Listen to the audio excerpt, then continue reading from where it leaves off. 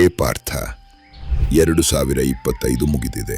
2026 ಶುರುವಾಗುತ್ತಿದೆ.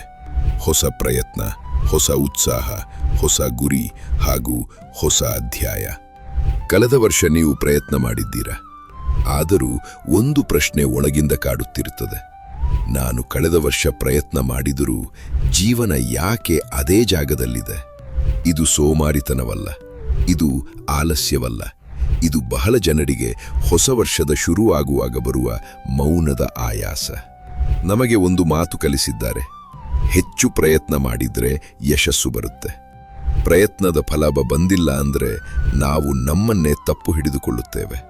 ಇಲ್ಲಿ ಕೃಷ್ಣ ಹೇಳುತ್ತಾನೆ, ನೀನು ಪ್ರಯತ್ನ ಮಾಡಲಿಲ್ಲ ಅಂತಲ್ಲ, ನಿನ್ನ ಪ್ರಯತ್ನ ಸರಿಯಾದ ಮನಸ್ಥಿತಿಯಿಂದ ಬಂದಿಲ್ಲ ಎಂದು.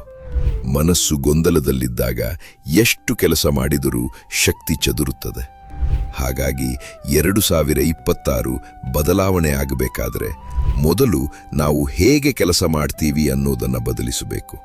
ಅದಕ್ಕಾಗಿಯೇ ಕೃಷ್ಣ ಒಂದು ಗಂಭೀರವಾದ ಶ್ಲೋಕ ಬೋಧಿಸ್ತಾನೆ.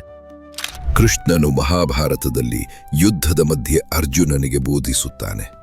ಅದು ಹೊಸ ವರ್ಷಕ್ಕೆ, ಹೊಸ ಜೀವನಕ್ಕೆ ಬಹಳ ಸೂಕ್ತವಾದ ಶ್ಲೋಕ. ಬುದ್ಧಿಯುಕ್ತೋ ಜಹಾತೀಹ ಉಭೇ ಸುಕೃತ ದುಷ್ಕೃತೆ ತಸ್ಮಾದ್ ಯೋಗಾಯ ಯುಜ್ಯಸ್ವ ಯೋಗಃ ಕರ್ಮಸು ಕೌಶಲಂ. ಈ ಶ್ಲೋಕದಲ್ಲಿ ಕೃಷ್ಣ ಹೆಚ್ಚು ಕೆಲಸ ಮಾಡು ಎಂದು ಹೇಳುವುದಿಲ್ಲ, ಎಲ್ಲ ಫಲ ತ್ಯಜಿಸುವಂತಲೂ ಇಲ್ಲ. ಕೃಷ್ಣನದು ಒಂದೇ ಮಾತು: ಬುದ್ಧಿಯುಕ್ತನಾಗಿ ಕೆಲಸ ಮಾಡು.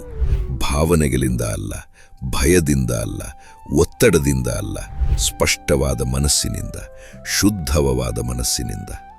ಕೃಷ್ಣ ಇಲ್ಲಿ ಅರ್ಜುನನಿಗೆ ಕರ್ಮಯೋಗ ಬೋಧಿಸುತ್ತಾನೆ. ಕರ್ಮಯೋಗ ಅಂದರೆ ಪೂಜೆ ಅಲ್ಲ, ತಪಸ್ಸು ಅಲ್ಲ. ನೀನು ಮಾಡುವ ಕೆಲಸದಲ್ಲಿ ಇರುವ ನೈಪುಣ್ಯ, ಶ್ರದ್ಧೆ ಹಾಗೂ ಸ್ಪಷ್ಟತೆ. ಯೋಗ ಕರ್ಮಸು ಕೌಶಲಂ, ಅದೇ ಸರಿಯಾದ ಮನಸ್ಥಿತಿ. ನೀನು ಎಷ್ಟು ಕೆಲಸ ಮಾಡುತ್ತೀಯ ಅನ್ನುವುದಕ್ಕಿಂತ ಹೇಗೆ ಕೆಲಸ ಮಾಡುತ್ತೀಯ ಅದು ಮುಖ್ಯ. ಇದನ್ನೇ ನಾವು ಅರ್ಥ ಮಾಡಿಕೊಳ್ಳದಿದ್ದರೆ ನಾವು ವರ್ಷದಿಂದ ವರ್ಷಕ್ಕೆ ಹೆಚ್ಚು ಆಯಾಸವಾಗ್ತೇವೆ, ಆದರೆ ಮುಂದೆ ಸಾಗುವುದಿಲ್ಲ. ನಮ್ಮಲ್ಲಿ ಬಹಳ ಜನರ ಸಮಸ್ಯೆ ಇದು. ನಾವು ಸೋಮಾರಿಗಳು ಅಲ್ಲ, ನಾವು ಕೆಲಸ ಮಾಡದವರಲ್ಲ, ಆದರೆ ಯಾವಾಗಲೂ ಆಯಾಸದಲ್ಲಿರ್ತೇವೆ. ಯಾಕೆಂದರೆ ನಾವು ಕೆಲಸ ಮಾಡ್ತಾ ಇದ್ದೇವೆ, ಆದರೆ ನಮ್ಮ ಮನಸ್ಸು ಯಾವಾಗಲೂ ಭಯದಲ್ಲಿ, ಹೋಲಿಕೆಯಲ್ಲಿ, ಅವಸರದಲ್ಲಿ. ಅಂತಹ ಮನಸ್ಥಿತಿಯಲ್ಲಿ ಮಾಡಿದ ಕೆಲಸ ಹೊರಗಿನಿಂದ ಪ್ರಯತ್ನ ಆಗಿ ಕಾಣುತ್ತೆ, ಆದರೆ ಒಳಗಿನಿಂದ ಶಕ್ತಿ ಕುಂದುತ್ತದೆ. ಕೃಷ್ಣ ಬೋಧಿಸ್ತಾನೆ, ನೀನು ಒಳ್ಳೆಯ ಫಲ ಬಂದಾಗ ಹಿಗ್ಗುತ್ತೀಯ, ಕೆಟ್ಟ ಫಲ ಬಂದಾಗ ಕುಗ್ಗುತ್ತೀಯ. ಪಾರ್ಥ, ಈ ಎರಡೂ ನಿನ್ನ ಶಕ್ತಿಯನ್ನು ಕಿತ್ತುಕೊಳ್ಳುತ್ತವೆ. ಅದಕ್ಕಾಗಿಯೇ ಕೃಷ್ಣ ಭಗವದ್ಗೀತೆಯಲ್ಲಿ ಬೋಧಿಸ್ತಾನೆ, ಬುದ್ಧಿಯುಕ್ತನಾದವನು ಒಳ್ಳೆಯದು ಕೆಟ್ಟದು ಎರಡನ್ನೂ ಬಿಟ್ಟು ಮುಂದೆ ಸಾಗುತ್ತಾನೆ. ಅದು ನಿರ್ಲಕ್ಷ್ಯ ಅಲ್ಲ, ಅದು ಆಂತರಿಕ ಸಮತೋಲನ. 2026ನಲ್ಲಿ ನಾವು ಹೆಚ್ಚು ಕೆಲಸ ಮಾಡುವುದಕ್ಕಿಂತ ಹೆಚ್ಚು ಸ್ಪಷ್ಟವಾಗಬೇಕು. ಆ ಸ್ಪಷ್ಟತೆ ಇಲ್ಲದಿದ್ದರೆ ಪ್ರಯತ್ನವು ನಮಗೆ ವಿರೋಧವಾಗುತ್ತದೆ. ಕೃಷ್ಣನು ಸರಿಯಾದ ಮನಸ್ಥಿತಿ 3 ಸರಳ ಬದಲಾವಣೆಗಳ ಮೂಲಕ ಬೋಧಿಸುತ್ತಾನೆ. 1. ಕೆಲಸ ಭಾವನೆಗಳಿಂದ ಅಲ್ಲ, ಬುದ್ಧಿಯಿಂದ ಹಾಗೂ ನಿರ್ಮಲ ಮನಸ್ಸಿನಿಂದ ಮಾಡು. ಭಯ ಬಂದಾಗ ಕೆಲಸ ಮಾಡುವುದು ಬೇಡ, ಒತ್ತಡ ಬಂದಾಗ ತೀರ್ಮಾನ ಮಾಡುವುದು ಬೇಡ. ಅತಿಯಾದ ಉತ್ಸಾಹದಲ್ಲೂ ದಾರಿ ತಪ್ಪಬಹುದು. ಬುದ್ಧಿಯುಕ್ತ ಅಂದ್ರೆ ಮನಸ್ಸು ಶಾಂತವಾಗಿದ್ದಾಗ ಕೆಲಸ ಮಾಡುವುದು.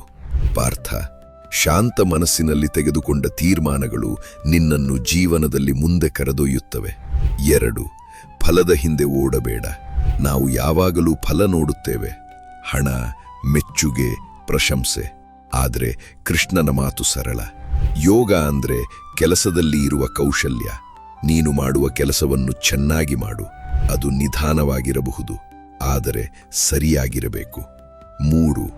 ಹೆಚ್ಚು ಪ್ರಯತ್ನ ಅಲ್ಲ, ಸರಿಯಾದ ಪ್ರಯತ್ನ. ಹೆಚ್ಚು ಶಕ್ತಿ ಹಾಕುವುದು ಸುಲಭ, ಸರಿಯಾದ ಜಾಗಕ್ಕೆ ಶಕ್ತಿ ಹಾಕುವುದು ಕಷ್ಟ. ಬುದ್ಧಿಯುಕ್ತನಾದವನು ತನ್ನ ಶಕ್ತಿಯನ್ನು ವ್ಯರ್ಥ ಮಾಡಲ್ಲ. ಪಾರ್ಥ, ವರ್ಷದ ಕೊನೆಯಲ್ಲಿ ನಿನ್ನ ಪ್ರಯತ್ನ ನಿನಗೆ ಸಂತೃಪ್ತಿ ಕೊಡಬೇಕೆ ಹೊರತು ಆಯಾಸವಲ್ಲ. ಕೃಷ್ಣನ ಮಾತು ತತ್ವ ಅಲ್ಲ, ಇದು ದಿನನಿತ್ಯದಲ್ಲಿ ಬಳಸಬಹುದಾದ ಮಾರ್ಗ. ಕೃಷ್ಣ ಹೇಳುವ ಸರಿಯಾದ ಮನಸ್ಥಿತಿ ಒಂದು ಚಿಕ್ಕ ಅಭ್ಯಾಸದಿಂದ ಶುರುವಾಗುತ್ತದೆ. ಪ್ರತಿ ಕೆಲಸಕ್ಕೂ ಮೊದಲು ಒಂದು ಕ್ಷಣ ನಿಲ್ಲಿ. ನಿಮ್ಮನ್ನು ನೀವು ಕೇಳಿಕೊಳ್ಳಿ, ಈ ಕೆಲಸವನ್ನು ನಾನು ಭಯದಿಂದ ಮಾಡುತ್ತಿದ್ದೀನ ಅಥವಾ ಸ್ಪಷ್ಟತೆಯಿಂದ ಮಾಡುತ್ತಿದ್ದೀನ? ಆ ಕ್ಷಣವೇ ಬುದ್ಧಿಯುಕ್ತತೆ. ಒಂದು ದಿನ ನೀವು ಗಮನಿಸುತ್ತೀರಾ, ಕಡಿಮೆ ಕೆಲಸ ಮಾಡಿದರೂ ಆ ಕೆಲಸಕ್ಕೆ ಹೆಚ್ಚು ತೂಕ ಬರುತ್ತಿದೆ. ಕಡಿಮೆ ಆಯಾಸ, ಕಡಿಮೆ ಗೊಂದಲ, ಹೆಚ್ಚು ನೆಮ್ಮದಿ. ಇದೇ ಕರ್ಮಸು ಕೌಶಲಂ. ಸಮಸ್ಯೆ ಇರುವುದು ಪ್ರತಿ ಕೆಲಸವನ್ನು ಅಶಾಂತ ಮನಸ್ಸಿನಿಂದ ಮಾಡೋದರಲ್ಲಿ. ಶ್ರದ್ಧೆ, ಭಕ್ತಿ ಹಾಗೂ ಸ್ಪಷ್ಟ ಮನಸ್ಸಿನಿಂದ ಮಾಡುವ ಕಾರ್ಯವೇ ಕರ್ಮಯೋಗ. ಯೋಗ ಅಂದರೆ ಜೀವನದಿಂದ ದೂರ ಹೋಗುವುದು ಅಲ್ಲ ಪಾರ್ಥ. ಯೋಗ ಅಂದರೆ ನೀನು ಮಾಡುವ ಪ್ರತಿಯೊಂದು ಕೆಲಸದಲ್ಲೂ ಒಂದು ಒಳಗಿನ ಬುದ್ಧಿ ಮತ್ತು ಶ್ರದ್ಧೆ ಇರಬೇಕು. ಹೊಸ ವರ್ಷ ನಿನ್ನನ್ನು ಪರೀಕ್ಷಿಸಬಹುದು. ಫಲಗಳು ತಕ್ಷಣ ಬರದೇ ಇರಬಹುದು. ಇತರರ ಜೀವನ ವೇಗವಾಗಿ ಹೋಗ್ತಿರುವಂತೆ ಕಾಣಬಹುದು.